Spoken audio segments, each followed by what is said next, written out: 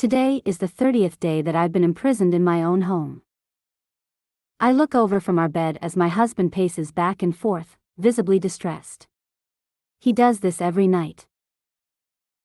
I've been stuck here a month now, and I've stopped trying to ask for forgiveness, because I know it won't work anyway. It shouldn't have come to this, I hear him mutter. He can't stand to look in my direction. I know why I'm being held captive. I probably deserve it. I fucked up. I fucked up hard. I had an affair with my boss. It lasted 3 months before my husband saw the texts. There was no denying it, they were quite explicit in nature. Of course, I got defensive, telling him that he wasn't meeting my needs, and that I would be happier without him. I've never seen him so angry with me. That was the first time that I felt threatened by him. I didn't know he was even capable of making me feel that way. I can't even tell you why I cheated. I don't even think I was attracted to the guy, I just needed an escape from reality. I've been miserable for so long, it was so easy to blame it on my husband. Now I can see that I was always the problem. I've ruined everything. I watch him as he continues to pace back and forth. He finally looks over at the bed. His eyes are a mixture of sadness and rage. He is still so angry with me. Why, Kathleen? Why? How could you do this to me? All I can do is stare. I've destroyed my family's lives. I wanted the easy way out, I wanted to end the misery. But now, I'm more miserable than ever.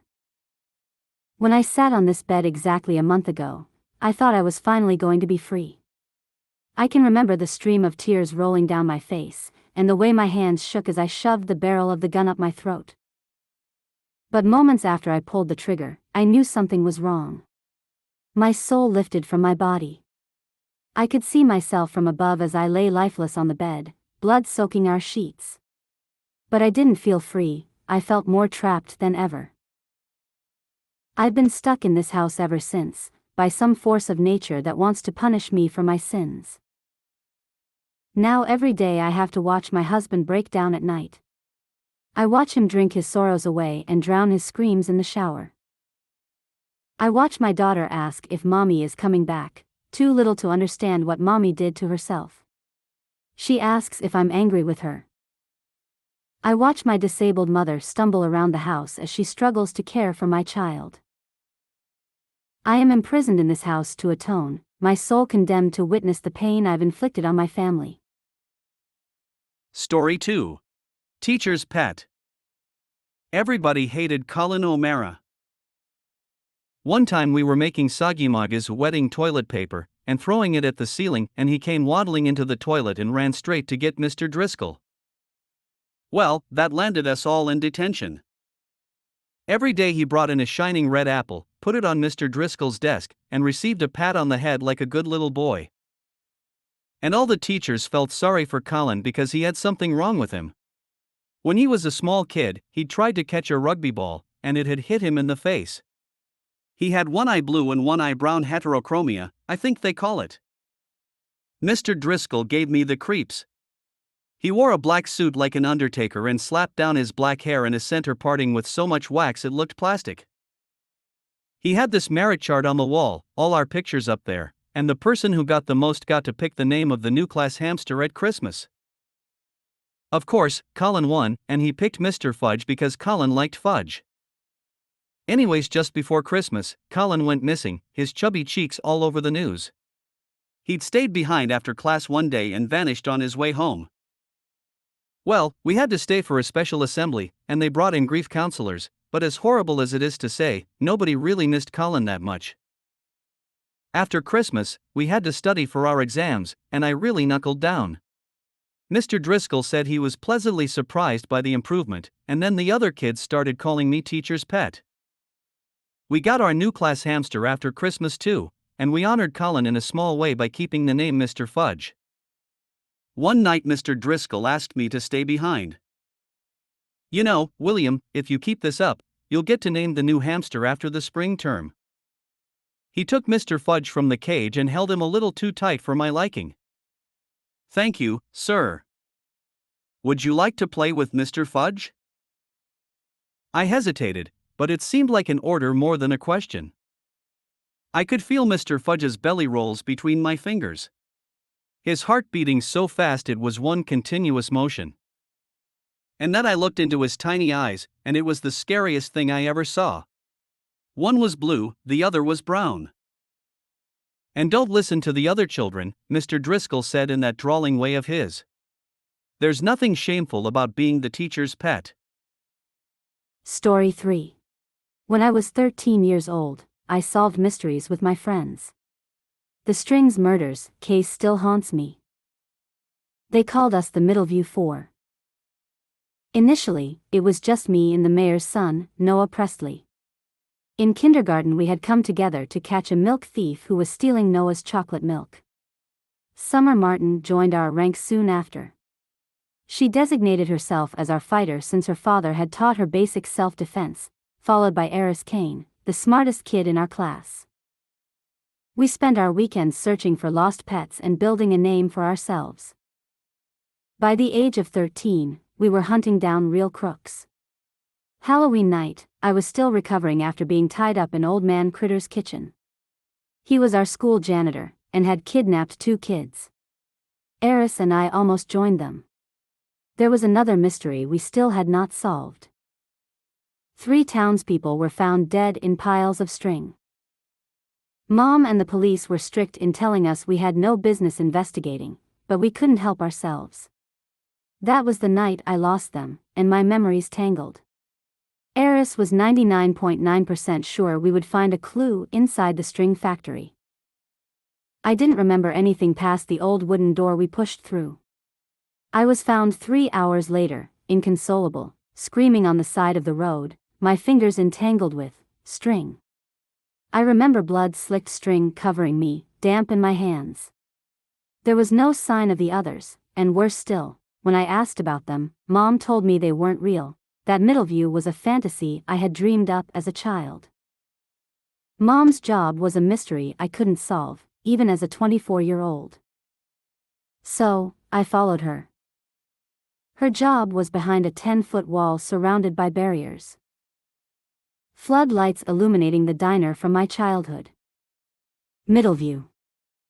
It was a TV set. Inside, bathed in the pretty colors I remembered from my childhood, were my friends sitting in our usual booth, frozen at 15. Noah slammed his hands down on the table. "We are so close to cracking this case," he said.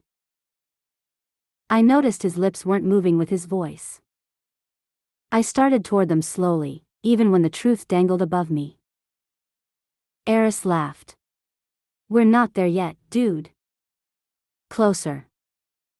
Noah stood up, and I could see the reality of him in front of me.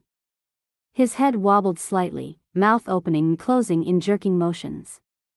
The back of him had been hollowed out, a startling red cavern where his spine was supposed to be. Looking closer, I could finally see them. Strings tangled around their arms, their legs, puppeteering their every move. I grabbed Noah's hand, and he didn't move, but his eyes somehow found me. Noah's expression flickered with recognition, before his strings were tugged violently, and he screamed. "Marin?" he hissed. "You left us." "Cut," someone yelled. I staggered back. "Allison. Why is your daughter on set?" "Mom told me I once had strings too. But she saved me. And now I'm a real girl." Story 4. Please stop rewinding me.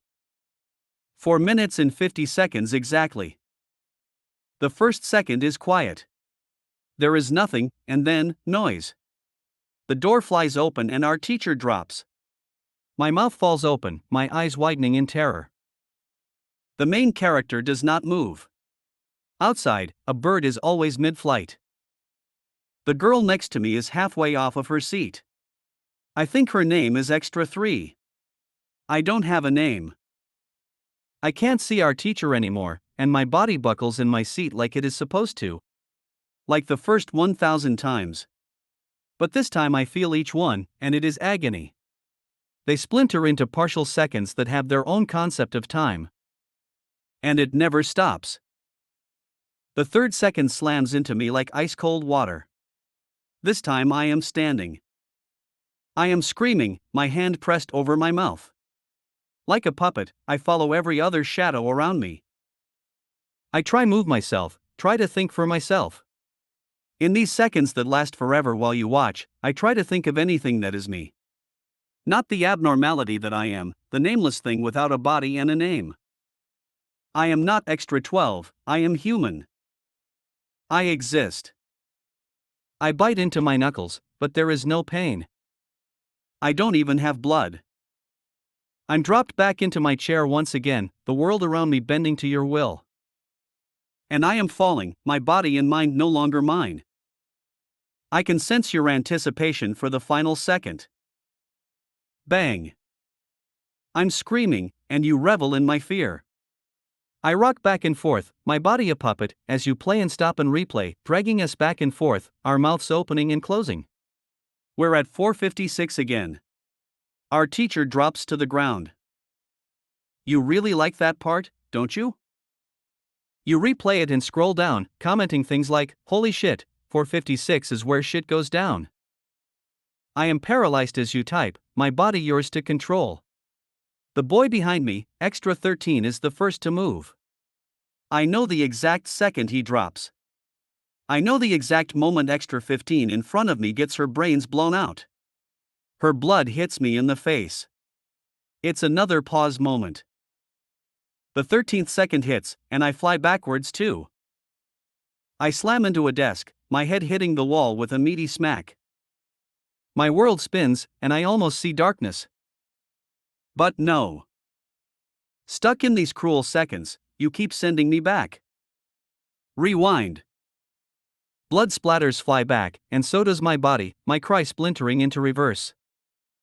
Rewind. The girl in front of me is being pieced back together, the classroom contorting and collapsing back to the first second. I am sitting back at my desk. The bird outside is mid-flight. The door flies open. Bang. I can see you. You, watching this. Are you enjoying this? Rewind. Our teacher drops. My mouth falls open. Story 5. I saw something on the baby monitor. I'm a dad. I never pictured myself as a dad type, but I gotta tell you, when this 10-pound 2 ounces boy, yeah, his mom is a superhero for pushing him out, curled up on my chest for the first time, well, it's enough to make me want to teach everyone within earshot how to change a tire. We named our son Herman. I know, it doesn't sound like a name you'd give a baby, but he's named in honor of his late grandfather. My wife's father passed away when she was just a kid. In order for you to understand how truly creepy what I saw on the baby monitor was, I first have to tell you that I love my wife. Like running through the rain at the end of the movie Love. The amount of time I spent on the bathroom floor with her during her pregnancy should be proof enough. We spent hours there, alternating between holding her hair back and wiping drool and vomit off of her mouth. It was surprisingly romantic. About the baby monitor, you should know that I was in a sleep-deprived haze. Between breastfeeding, my wife's nausea, and Herman's day-night confusion, did you know that was a thing? I always assumed babies just knew when the sun was out it was time to be awake, but I guess that's something you have to learn. We had not had a good night's sleep in almost a year. To make matters worse, our perfect son, who had slept like a champion in the hospital, decided he hated his bassinet. And swaddles. And sound machines. Anything that was supposed to make sleeping easier, he rejected. Bedtime became a battleground as Herman refused to sleep without us holding him. This evolved into an elaborate singing, bouncing, rocking routine that rivaled any Broadway production. He was lulled to sleep by movement, which worked to get him to nod off, but then came the daunting task of the transfer, in which I had to get him from sleeping peacefully in my arms to dozing in the bassinet. First I would slowly, imperceptibly shift his body in my arms to be horizontal to the floor. Squeezing my core, lowering my torso slowly down, bending ever so carefully, like a forklift driver moving through jello, I would lower him into his bassinet. And then, as if he'd heard a loud explosion, his eyes would pop open and he'd give me a big, gummy smile, like this elaborate routine was all too amusing for him. Mission failure. We were barely getting a chance to close our eyes before Herman's scream pierced through the night. My wife struggled with anxiety and depression before her pregnancy, but now everything was heightened. Our nerves were frayed. Our tempers short.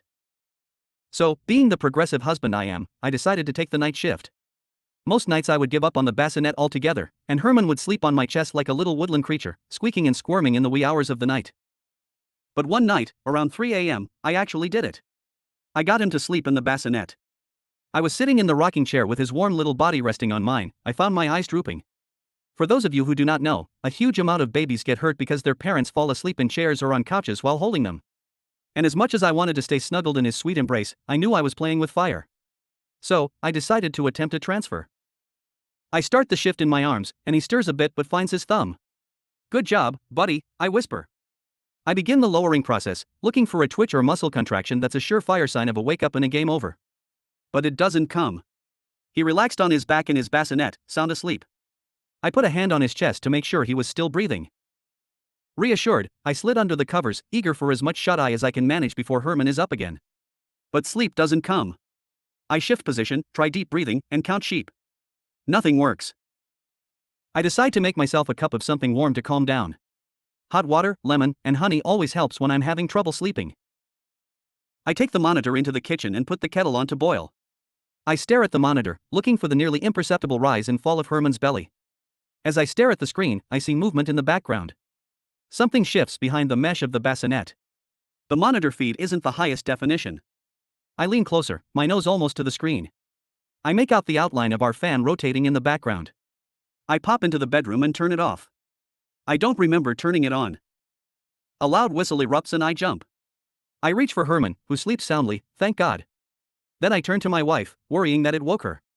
But the room is still. Then, I remember the kettle. The water's ready. I shake my head at myself and head to the kitchen. What a fool.